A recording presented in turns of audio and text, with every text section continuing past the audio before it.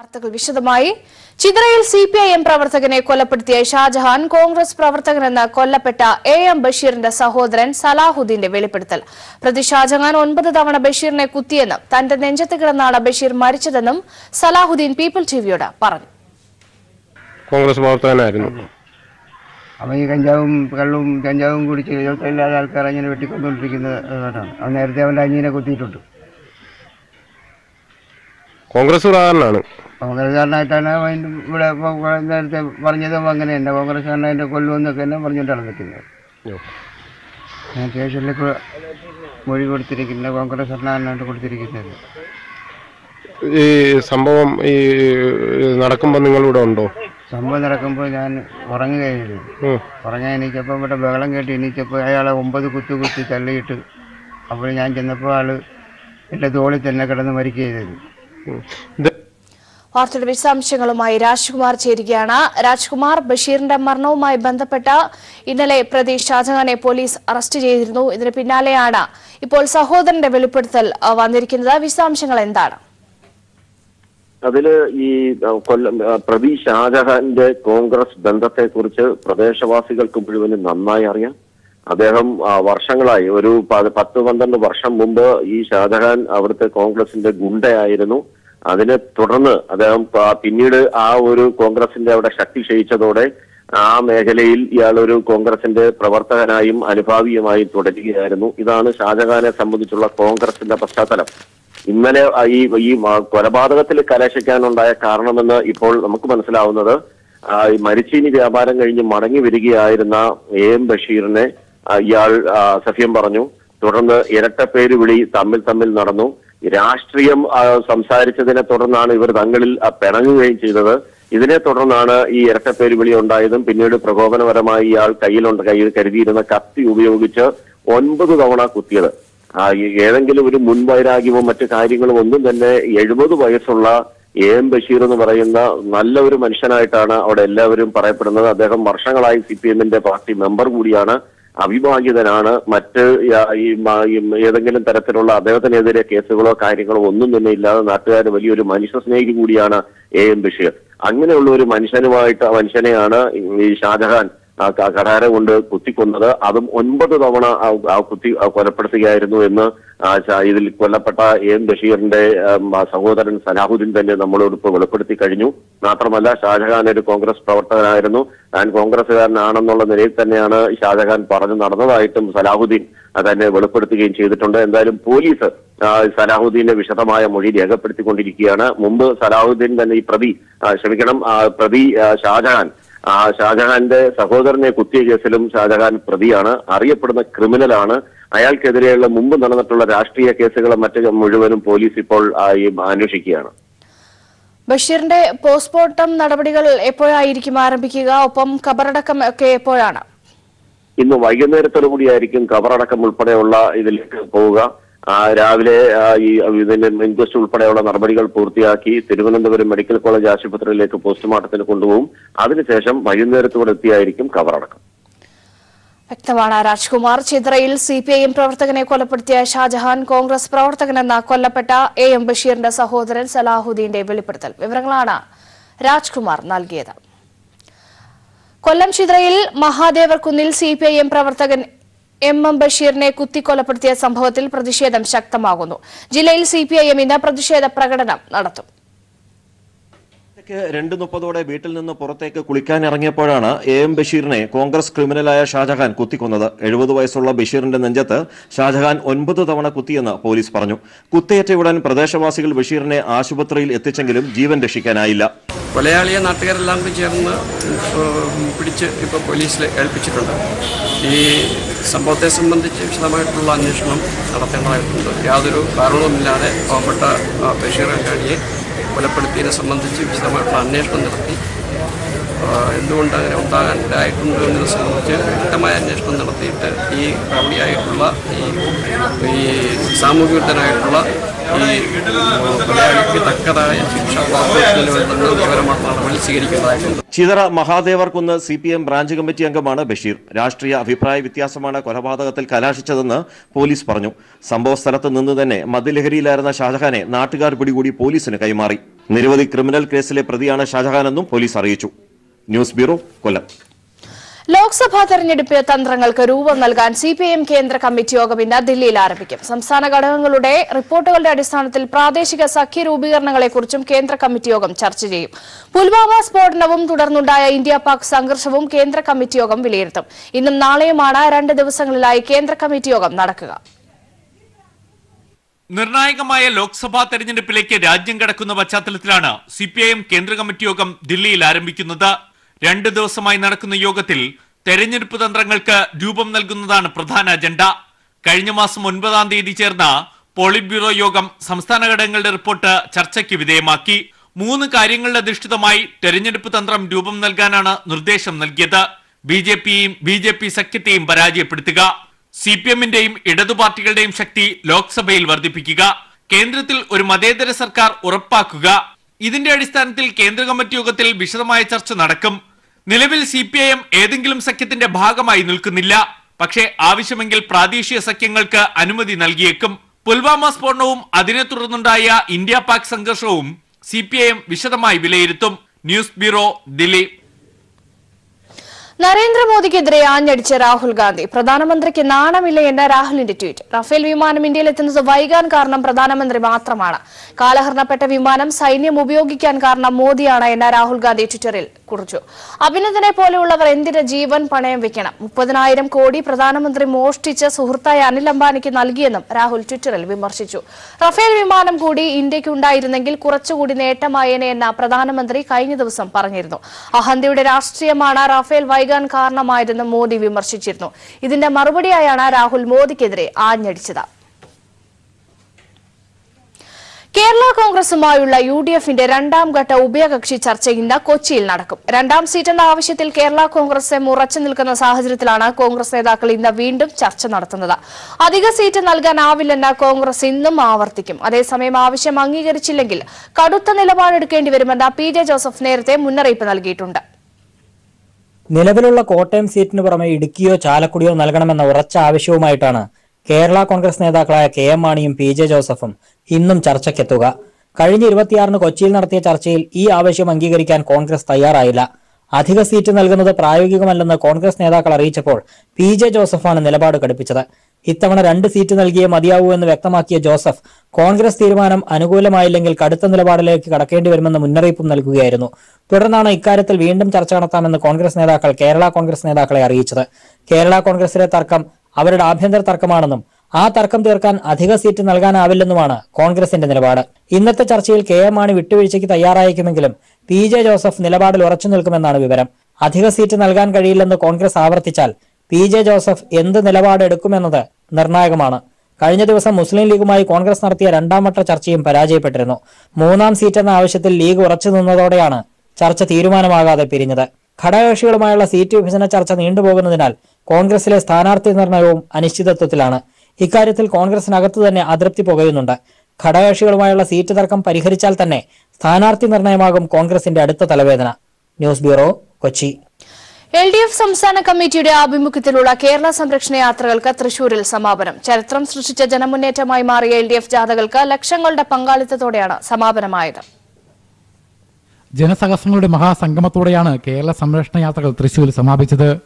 LDF സംസ്ഥാന പര്യടനത്തിലുള്ള യാത്രകളുടെ സംഗമം അഴീക്കോടൻ രാഘവന്റെ ഹൃദയരക്തം വീണിച്ചു വന്ന തൃശൂരിൽ വൻ ജനമുണ്ടമായി മാറി. മോഡി സർക്കാരിന്റെ ജനവിരോധങ്ങൾക്കും വർഗീയതയ്ക്കുമെതിരായ താക്കീതായിരുന്നു സംഗമം.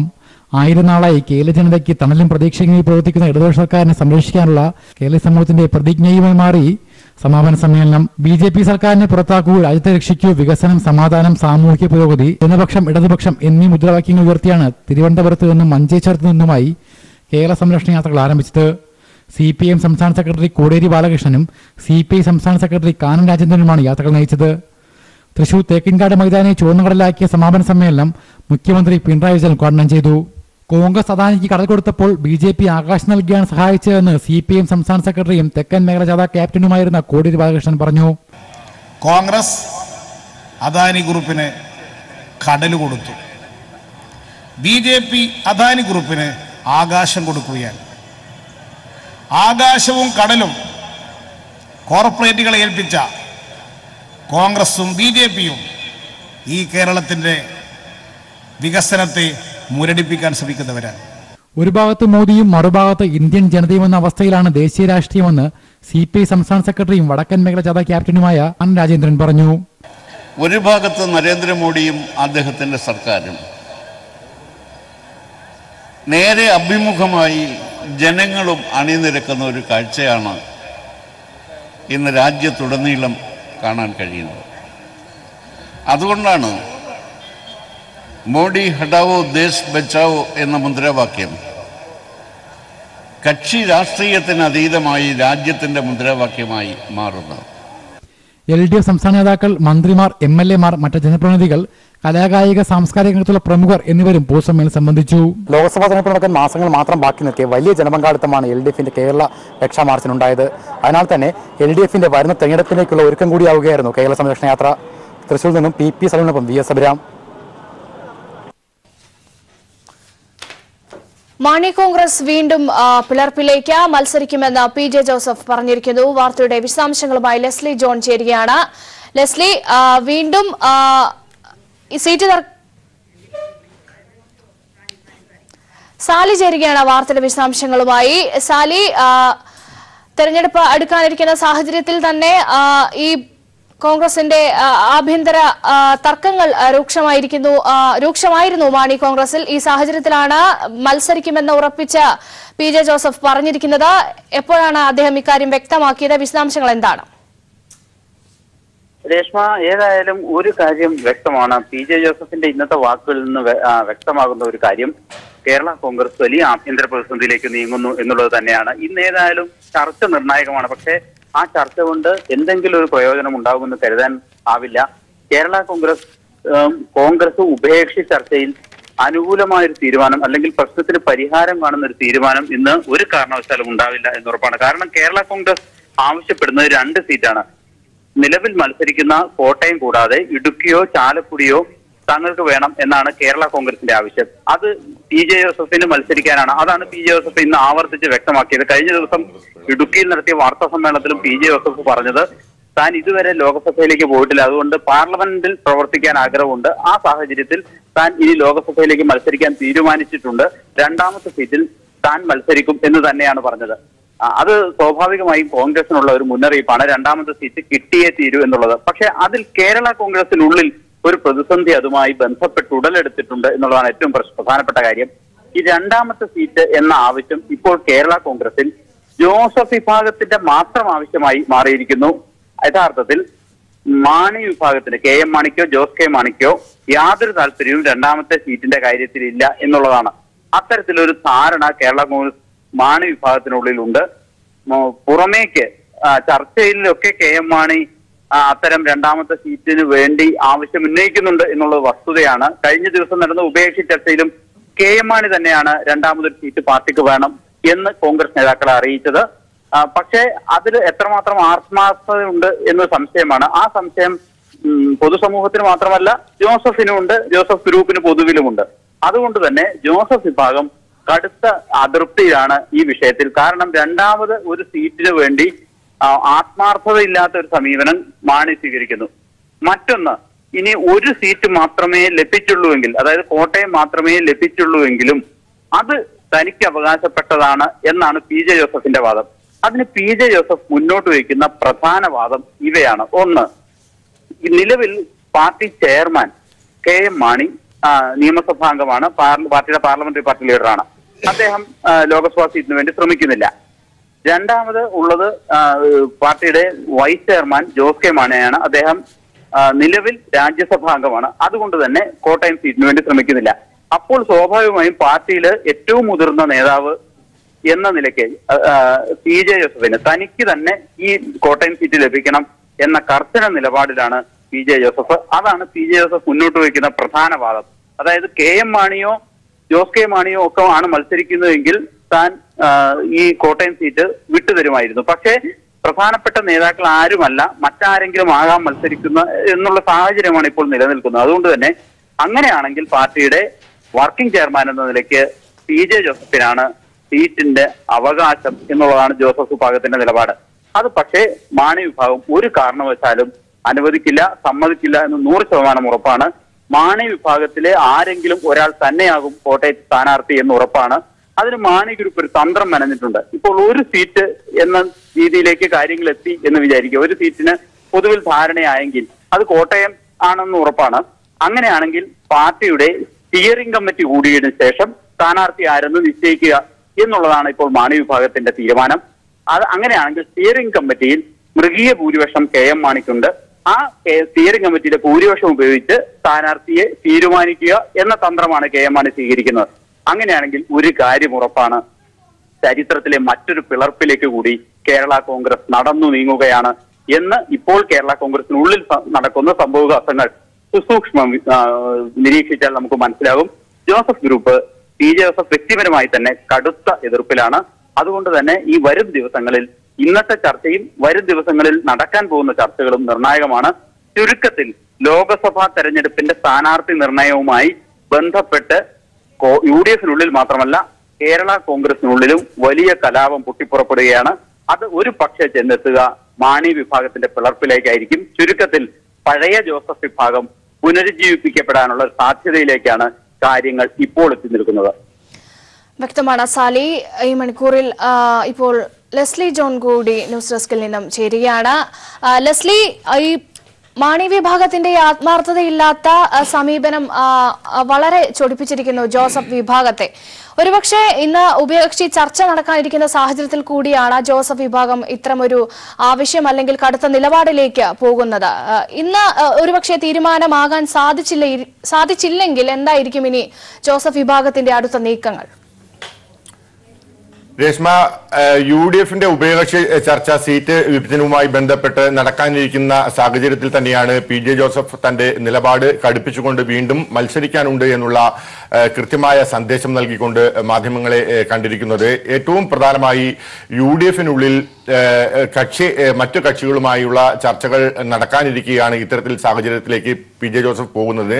ഇതിന് പ്രധാന കാരണം UDF-നുള്ളിൽ സീറ്റ് ആവശ്യം കേരള കോൺഗ്രസിന് വേണ്ടി ആവശ്യപ്പെട്ടത് PJ ജോസഫാണ്.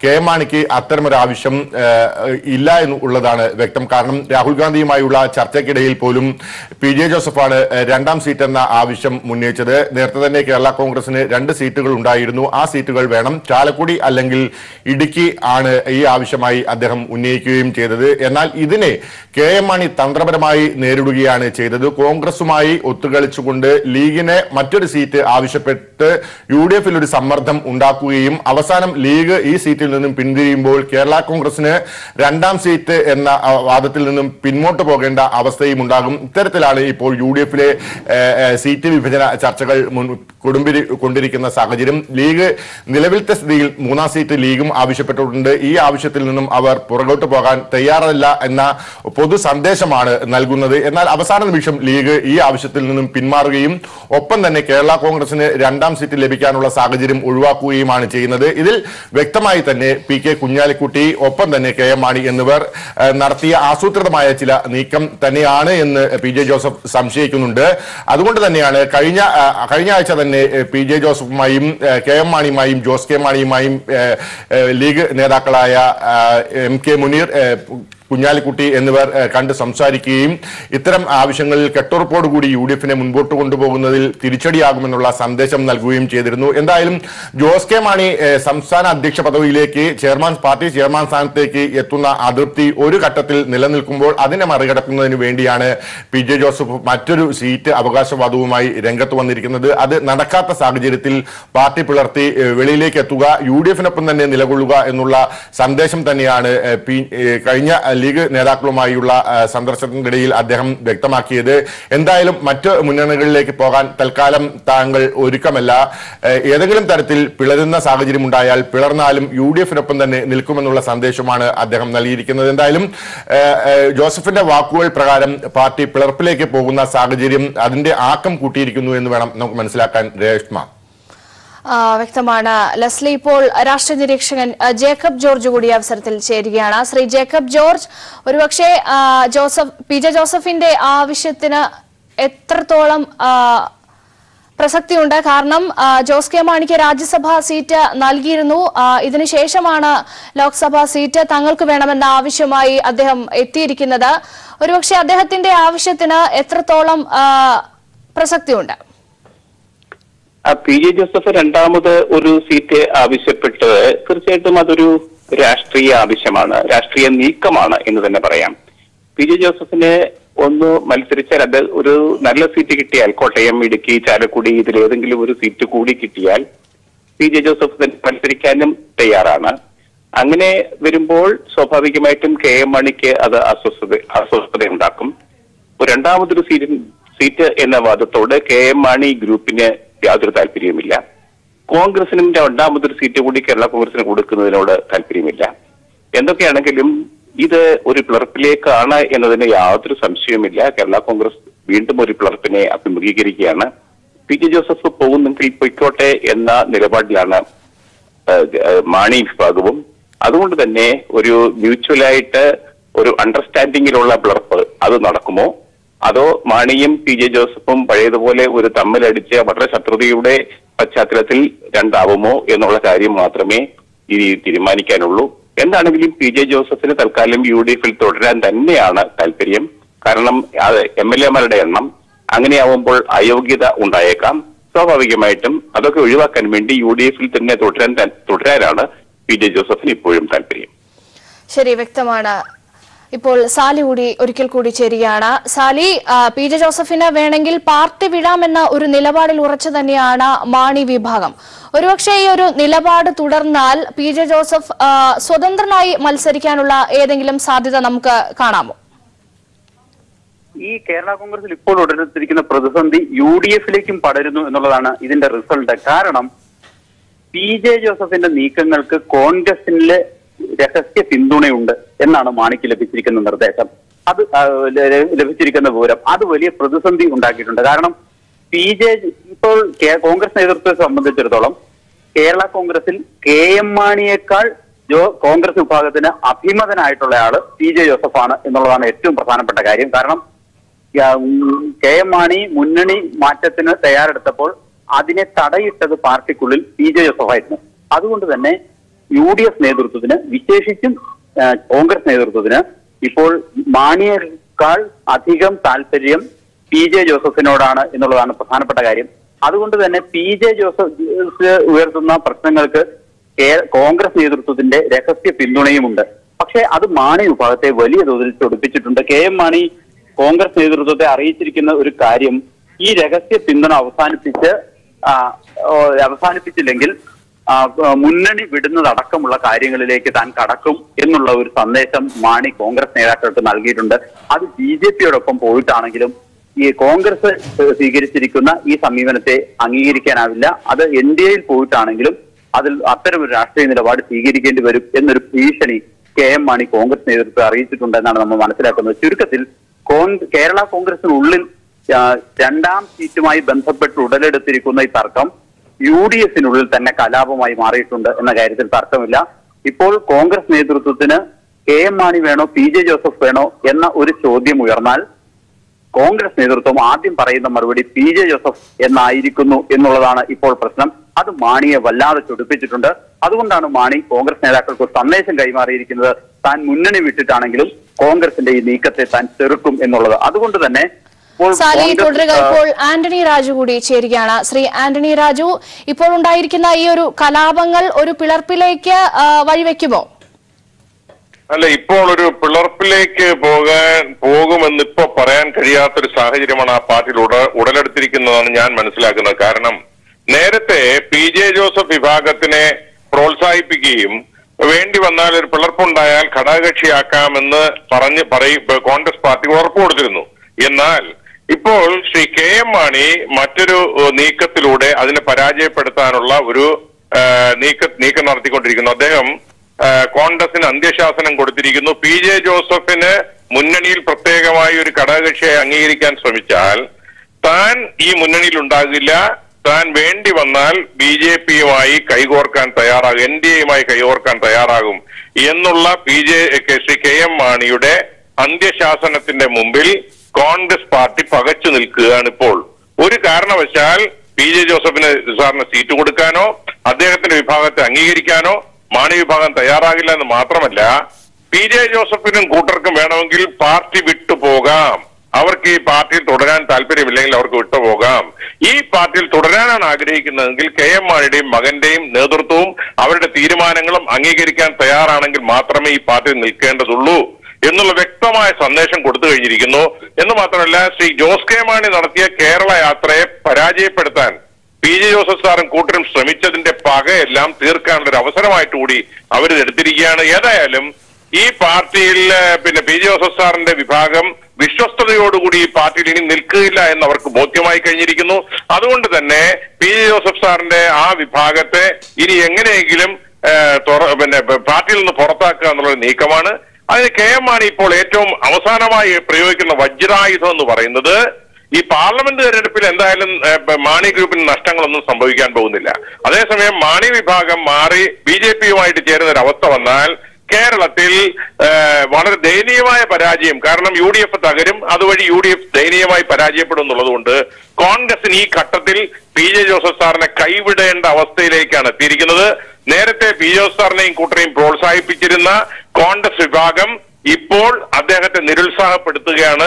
സഹായിക്കാൻ കഴിയില്ല, പ്രത്യേക ഘടകകക്ഷിയായി കൂടെ നിർത്താൻ ഞങ്ങൾക്ക് കഴിയില്ല, അതുകൊണ്ട് ഞങ്ങൾ നിസ്സഹായരാണ് എന്ന സന്ദേശം ഇന്നലെ PJ ജോസഫ് സാറും അവരുമായി ബന്ധപ്പെട്ട ആളുകൾക്ക് കോൺഗ്രസ് പാർട്ടി കൈമാറി കഴിഞ്ഞിരിക്കുന്നു.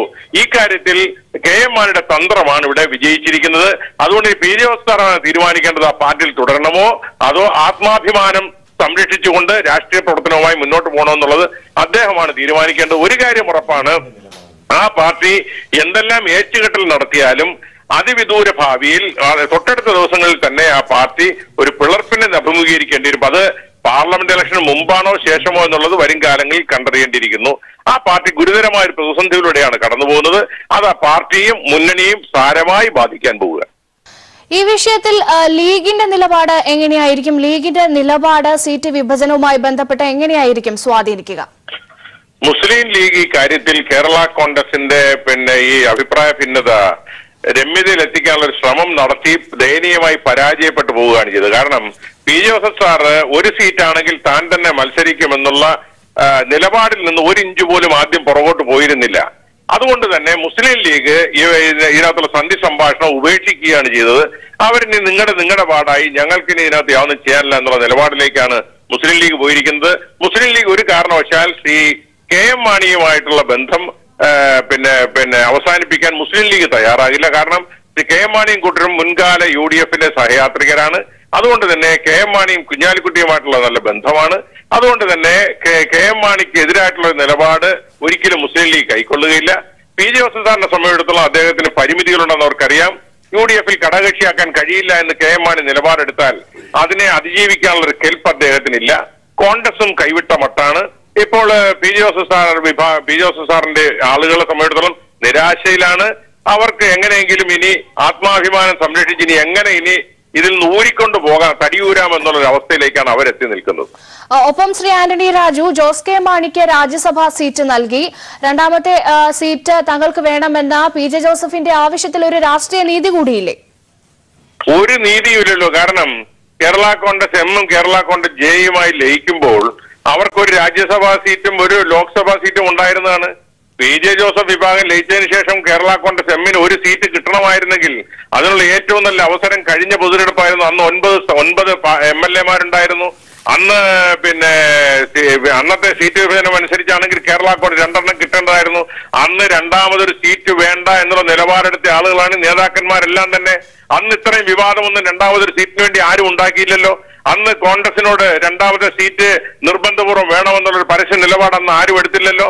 അപ്പൊ അന്ന് 9 MLA-മാരുണ്ടായിരുന്നപ്പോൾ 2 സീറ്റിന് വേണ്ടി നിലപാടെടുക്കാത്ത ആളുകൾക്ക് ഇപ്പോൾ 6 MLA-മാരുള്ളപ്പോൾ എങ്ങനെ 2 സീറ്റ് എന്നുള്ള ആവശ്യം ഉന്നയിക്കാൻ കഴിയും? അതിലെന്ത് ധാർമ്മികതയാണുള്ളത്? അപ്പോൾ ഇവിടെ സീറ്റ് അല്ല രണ്ടാമത്തെ സീറ്റ് എന്നുള്ള ആവശ്യം, കേരള കോൺഗ്രസ് എമ്മിന്റെ ആവശ്യം ഈ ഒരു സാഹചര്യത്തിൽ തന്നെ അന്യായമാണ് എന്നുള്ള കാര്യത്തിൽ സംശയമില്ല. കാരണം കോൺഗ്രസ്സുകാർ പറയുന്നത് ശരിയാണ്.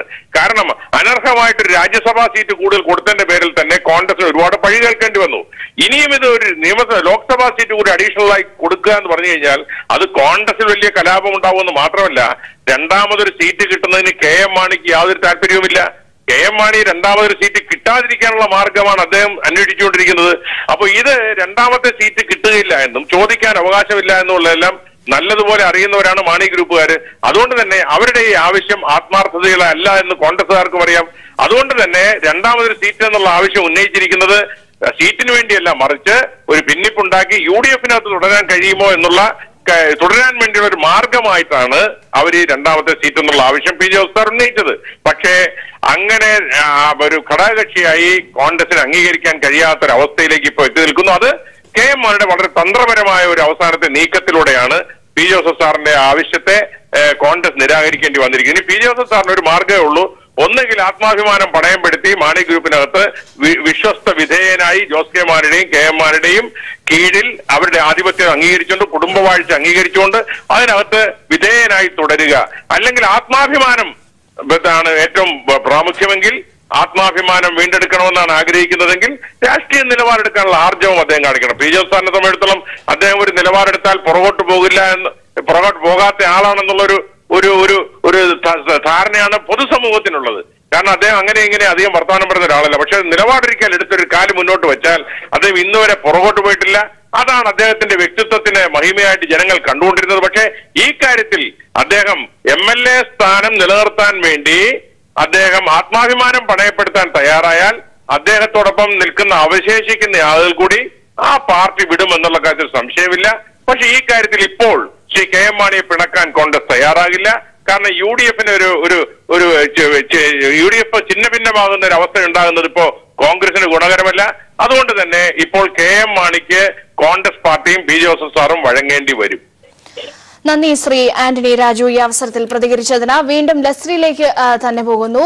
ലെസ്ലി, നമുക്കറിയാം കോട്ടയം സീറ്റ് കൂടാതെ ചാലക്കുടിയോ ഇടുക്കിയോ വേണമെന്ന ആവശ്യത്തിൽ ഉറച്ചാണ് PJ ജോസഫ് വിഭാഗം നിൽക്കുന്നത്.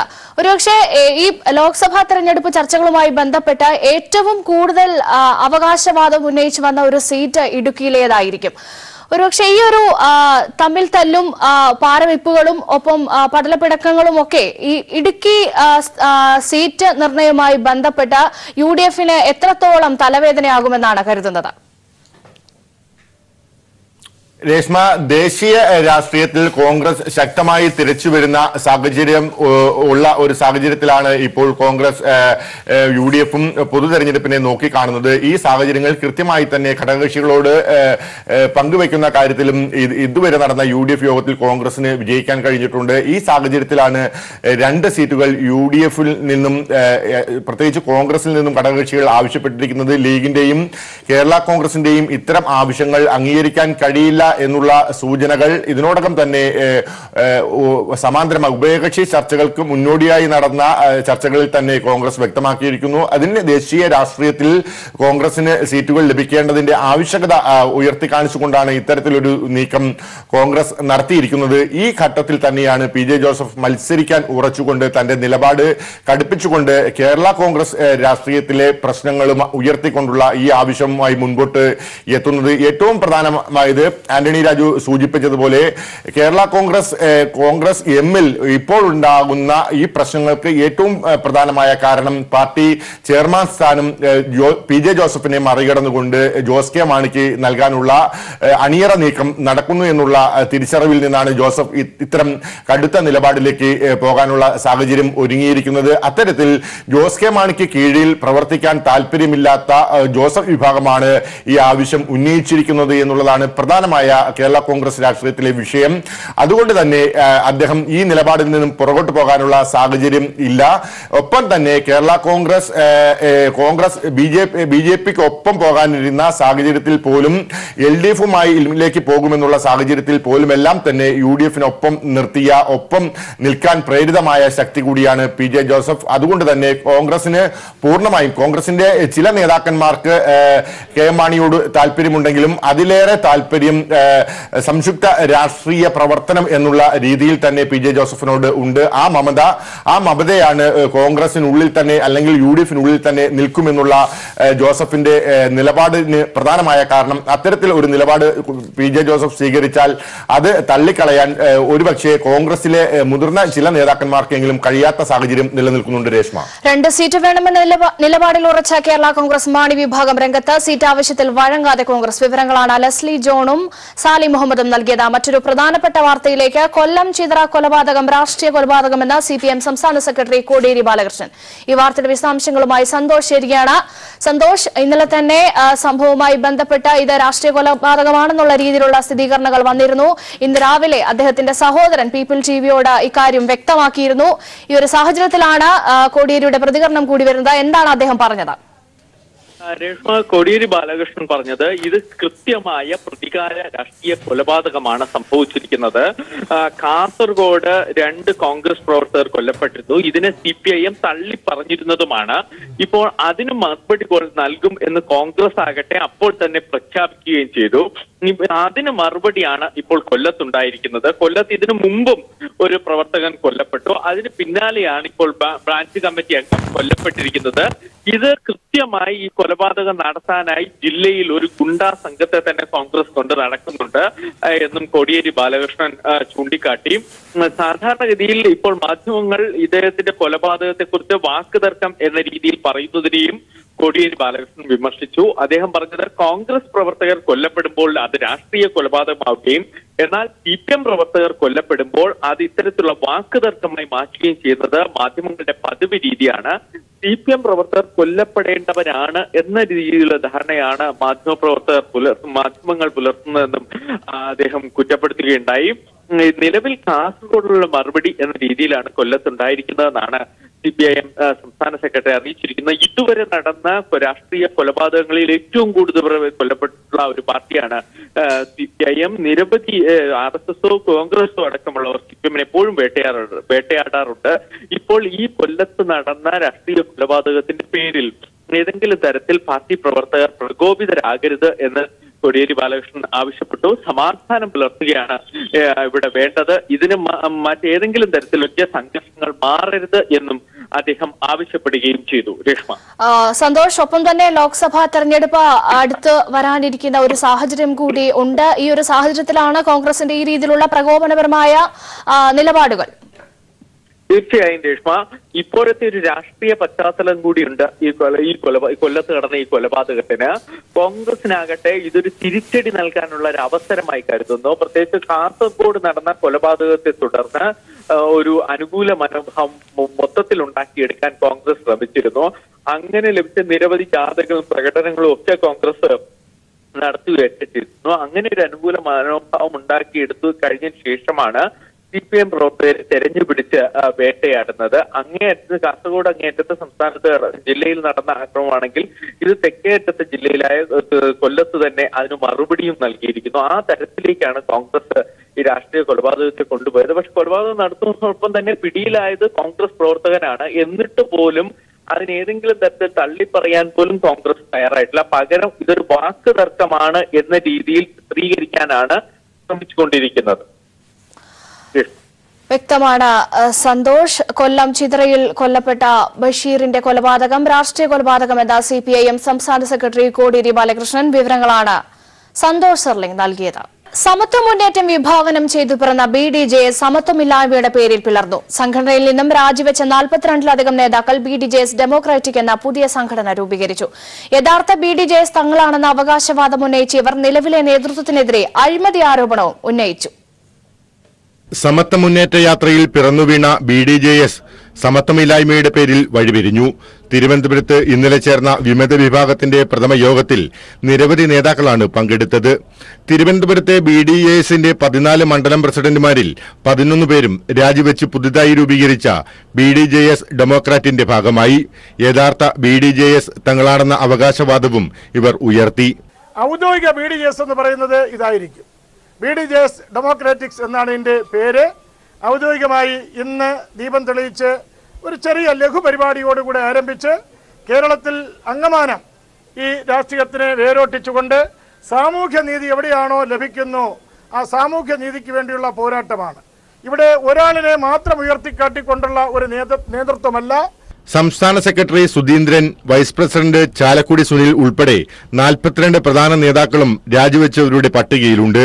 രണ്ടാം ഭൂസമരത്തിന്റെ പേരിൽ BDJS നേതൃത്വം കോടികൾ ഉണ്ടാക്കിയെന്ന ആരോപണവും രാജിവെച്ചവർ ഉയർത്തിക്കഴിഞ്ഞു. ഏത് മുന്നണിയുടെ ഭാഗമാകണമെന്നത് പിന്നീട് ചർച്ച ചെയ്ത് തീരുമാനിക്കും. ആരുമായും ഐത്തമില്ല. പാർട്ടി ചിഹ്നവും കൊടിയും പിന്നീട് തീരുമാനിക്കും. സംസ്ഥാന തലത്തിൽ ഈ മാസം തന്നെ 2000-ലധികം പേരെ സംഘടിപ്പിച്ച് സമ്മേളനം വിളിക്കാനും പ്രഥമ യോഗത്തിൽ തീരുമാനമെടുത്തു. News bureau, Thiruvananthapuram. റഫേൽ വിധിയിൽ പുനഃപരിശോധന ആവശ്യപ്പെട്ട് നൽകിയ ഹർജികൾ സുപ്രീംകോടതി ചൊവ്വാഴ്ച കേൾക്കും. തുറന്ന കോടതിയിൽ വാദം കേൾക്കാൻ ഫെബ്രുവരി 26-ന് സുപ്രീംകോടതി തീരുമാനിച്ചിരുന്നു. പ്രശാന്ത് ഭൂഷൺ, യശ്വന്ത് സിൻഹ, അരുൺ ഷൂരി എന്നിവർ നൽകിയ ഹർജികളും വിധിയിലെ വ്യാകരണ പിഴവ് തിരുത്തണമെന്നാവശ്യപ്പെട്ട കേന്ദ്രം നൽകിയ അപേക്ഷയിലും കോടതി വാദം കേൾക്കും. ചീഫ് ജസ്റ്റിസ് അധ്യക്ഷനായ ബെഞ്ചാണ് ഹർജികളിൽ വാദം കേൾക്കാൻ തീരുമാനിച്ചത്. പെരിയ കൊലക്കേസ് അന്വേഷണവുമായി ബന്ധപ്പെട്ട് കോൺഗ്രസ് വ്യാജ പ്രചരണം ശക്തമായി തുടരുന്നു. അന്വേഷണം അട്ടിമറിക്കാൻ അന്വേഷണ മേധാവികളെ ഇടയ്ക്കിടെ മാറ്റുന്നുവെന്നാണ് കോൺഗ്രസിന്റെ വസ്തുതയ്ക്ക് നിരക്കാത്ത ആരോപണം. സിബിഐ അന്വേഷണം ഉയർത്തിക്കാട്ടി ഒരു വിഭാഗം മാധ്യമ പിന്തുണയോടെ ലോക്സഭാ തെരഞ്ഞെടുപ്പ് വരെ പെരിയ കൊലക്കേസ് സജീവമായി നിലനിർത്തുകയാണ് കോൺഗ്രസിന്റെ തന്ത്രം. കൊലപാതകം നടന്നയുടൻ തീരുമാനിച്ചുറച്ചതുപോലെ തന്നെയായിരുന്നു തുടർന്നങ്ങോട്ട് കേസന്വേഷണം സംബന്ധിച്ച് ഉന്നത കോൺഗ്രസ് നേതൃത്വത്തിന്റെ നിലപാട്. ലോക്സഭാ തെരഞ്ഞെടുപ്പ് മുന്നിൽ കണ്ട് നിരന്തര പ്രതിഷേധ പരിപാടികളുമായി രംഗത്തിറങ്ങിയ കോൺഗ്രസ് CPIM വിരുദ്ധ പ്രചാരണ പരിപാടികൾ സംസ്ഥാന തലത്തിലേക്ക് വ്യാപിപ്പിച്ചു. ചെന്നിത്തലയും മുല്ലപ്പള്ളിയും സുധീരനും ഉമ്മൻചാണ്ടിയും ഒന്നിലേറെ തവണ കാസർകോട്ടെത്തി. കെ സുധാകരൻ കാസർകോട്ട് തന്നെയാണ് ക്യാമ്പ് ചെയ്യുന്നത്. പ്രത്യേക സംഘത്തിന്റെയും ക്രൈംബ്രാഞ്ചിന്റെയും അന്വേഷണത്തെ തുടർന്ന് അക്രമത്തിൽ നേരിട്ട് പങ്കാളികളായി പോലീസ് കരുതുന്ന മുഴുവൻ പ്രതികളും പിടിയിലായി. ക്രൈംബ്രാഞ്ച് അന്വേഷണം തുടരുകയാണ്. കൊല നടക്കുന്നതിന് മുമ്പ് തന്നെ കാസർഗോഡ് SP ഡോക്ടർ ശ്രീനിവാസനെ ക്രൈംബ്രാഞ്ചിലേക്ക് മാറ്റിയിരുന്നു. എന്നാൽ മുഴുവൻ പ്രതികളെയും കസ്റ്റഡിയിലെടുത്ത ശേഷമാണ് അദ്ദേഹം സ്ഥാനമൊഴിഞ്ഞത്. തുടർന്ന് ചുമതലയേറ്റ കാസർഗോഡ് ജില്ലാ പോലീസ് മേധാവി ജോസഫ് ജെയിംസ് അന്വേഷണത്തിന് മേൽനോട്ടം വഹിച്ചു. പിന്നീടാണ് ക്രൈംബ്രാഞ്ചിന് അന്വേഷണം കൈമാറുന്നത്. ആരോഗ്യപരമായ കാരണങ്ങളാൽ ക്രൈംബ്രാഞ്ച് SP മുഹമ്മദ് റഫീഖ് അന്വേഷണത്തിന്റെ നേതൃത്വത്തിൽ നിന്നും ഒഴിവായി. ഇക്കാര്യം അദ്ദേഹം മാധ്യമങ്ങളോട് തുറന്നു പറയുകയും ചെയ്തു. മറ്റൊരു ക്രൈംബ്രാഞ്ച് SPക്കാണ് ഇപ്പോൾ അന്വേഷണത്തിന്റെ മേൽനോട്ടം. റഫീഖ് മുഹമ്മദ് സംഘത്തിൽ തുടരുകയാണ്. വസ്തുതകൾ ഇതായിരിക്കെ അന്വേഷണ തലവന്മാരെ സ്ഥലം മാറ്റി അന്വേഷണം അട്ടിമറിക്കുന്നതായി പ്രതിപക്ഷ നേതാവ് രമേശ് ചെന്നിത്തല ആരോപണമുന്നയിച്ചു. ഒരു പ്രമാദമായ കൊലക്കേസിന്റെ അന്വേഷണം നടക്കുമ്പോൾ അന്വേഷണ തലവന്മാരെ 2 തവണ മാറ്റിയ ഒരേ ഒരു കേസേ ഉണ്ടാകുള്ളൂ. അതൊരു പക്ഷേ ഈ പെരിയയിലുണ്ടായ ദൗർഭാഗ്യകരമായ കൊലപാതകത്തിന്റെ അന്വേഷണമാണ്. മാർച്ച് 12-ന് രാഹുൽ ഗാന്ധി കല്യോട്ട് കൊല്ലപ്പെട്ടവരുടെ വീടുകൾ സന്ദർശിക്കുമെന്നും കോൺഗ്രസ് പൊതുയോഗത്തിൽ പ്രസംഗിക്കുമെന്നും KPCC പ്രസിഡന്റ് മുല്ലപ്പള്ളി രാമചന്ദ്രൻ അറിയിച്ചു. തെരഞ്ഞെടുപ്പ് വരെ പെരിയ കൊലപാതകം സജീവമായി നിലനിർത്തുവാനാണ് കോൺഗ്രസ് ആഗ്രഹിക്കുന്നത്. News bureau, Kasaragod. LDF സംസ്ഥാന കമ്മിറ്റിയുടെ ആഭിമുഖ്യത്തിലുള്ള കേരള സംരക്ഷണ യാത്രകൾക്ക് തൃശൂരിൽ സമാപനം. ചരിത്രം സൃഷ്ടിച്ച ജനമുന്നേറ്റമായി മാറിയ LDF ജാഥകൾക്ക് ലക്ഷങ്ങളുടെ പങ്കാളിത്തത്തോടെയാണ് സമാപനമായത്. ജനസഹസ്രങ്ങളുടെ മഹാസംഗമത്തോടെയാണ് കേരള സംരക്ഷണ യാത്രകൾ തൃശൂരിൽ സമാപിച്ചത്. LDF സംസ്ഥാന പര്യടനത്തിലുള്ള യാത്രകളുടെ സംഗമം അഴീക്കോടൻ രാഘവന്റെ ഹൃദയരക്തം വീണിച്ചു വന്ന തൃശൂരിൽ വൻ ജനമുണ്ടമായി മാറി. മോഡി സർക്കാരിന്റെ ജനവിരോധങ്ങൾക്കും വർഗീയതയ്ക്കുമെതിരായ താക്കീതായിരുന്നു സംഗമം. 1000 നാളായി കേരള ജനതയ്ക്ക് തണലും പ്രതീക്ഷയുമായി പ്രവർത്തിക്കുന്ന ഇടതുപക്ഷ സർക്കാരിനെ സംരക്ഷിക്കാനുള്ള കേരള സമൂഹത്തിന്റെ പ്രതിജ്ഞയുമായി മാറി സമാപന സമ്മേളനം. BJP സർക്കാരിനെ പുറത്താക്കൂ, രാജ്യത്തെ രക്ഷിക്കൂ, വികസനം, സമാധാനം, സാമൂഹിക പുരോഗതി, ജനപക്ഷം, ഇടതുപക്ഷം എന്നീ മുദ്രാവാക്യങ്ങൾ ഉയർത്തിയാണ് തിരുവനന്തപുരത്ത് നിന്നും മഞ്ചേശ്വരത്ത് നിന്നുമായി കേരള സംരക്ഷണ യാത്രകൾ ആരംഭിച്ചത്. CPIM സംസ്ഥാന സെക്രട്ടറി കോടിയേരി ബാലകൃഷ്ണനും CPI സംസ്ഥാന സെക്രട്ടറി കാനം രാജേന്ദ്രനുമാണ് യാത്രകൾ നയിച്ചത്. തൃശൂർ തേക്കിൻകാട് മൈതാനിയെ ചുവന്നുകടലാക്കിയ സമാപന സമ്മേളനം മുഖ്യമന്ത്രി പിണറായി വിജയൻ ഉദ്ഘാടനം ചെയ്തു. കോൺഗ്രസ് അദാനിക്ക് കടൽ കൊടുത്തപ്പോൾ BJP ആകാശം നൽകിയാണ് സഹായിച്ചതെന്ന് CPIM സംസ്ഥാന സെക്രട്ടറിയും തെക്കൻ മേഖല ജാഥ ക്യാപ്റ്റനുമായിരുന്ന കോടിയേരി ബാലകൃഷ്ണൻ പറഞ്ഞു. കോൺഗ്രസ് അദാനി ഗ്രൂപ്പിന് കടൽ കൊടുത്തു. BJP അദാനി ഗ്രൂപ്പിന് ആകാശം കൊടുക്കുകയാണ്. ആകാശവും കടലും കോർപ്പറേറ്റുകളെ ഏൽപ്പിച്ച കോൺഗ്രസും BJPയും ഈ കേരളത്തിന്റെ വികസനത്തെ മുരടിപ്പിക്കാൻ ശ്രമിക്കുന്നവരാണ്. ഒരു ഭാഗത്ത് മോദിയും മറുഭാഗത്ത് ഇന്ത്യൻ ജനതയും എന്ന അവസ്ഥയിലാണ് ദേശീയ രാഷ്ട്രീയമെന്ന് CPI സംസ്ഥാന സെക്രട്ടറിയും വടക്കൻ മേഖല ജാഥ ക്യാപ്റ്റനുമായ കാനം രാജേന്ദ്രൻ പറഞ്ഞു. ഒരു ഭാഗത്ത് നരേന്ദ്രമോദിയും അദ്ദേഹത്തിന്റെ സർക്കാരും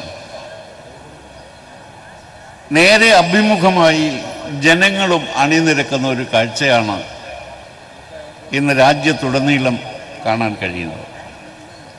അതുകൊണ്ടാണ് മോഡി ഹടാവോ ദേശ് ബച്ചാവോ എന്ന മുദ്രാവാക്യം കക്ഷി രാഷ്ട്രീയത്തിന് അതീതമായി രാജ്യത്തിന്റെ മുദ്രാവാക്യമായി മാറുന്നത്. LDF സംസ്ഥാന നേതാക്കൾ, മന്ത്രിമാർ, MLA-മാർ, മറ്റ് ജനപ്രതിനിധികൾ, കലാകായിക സാംസ്കാരിക രംഗത്തുള്ള പ്രമുഖർ എന്നിവരും പൊതുസമ്മേളനം സംബന്ധിച്ചു.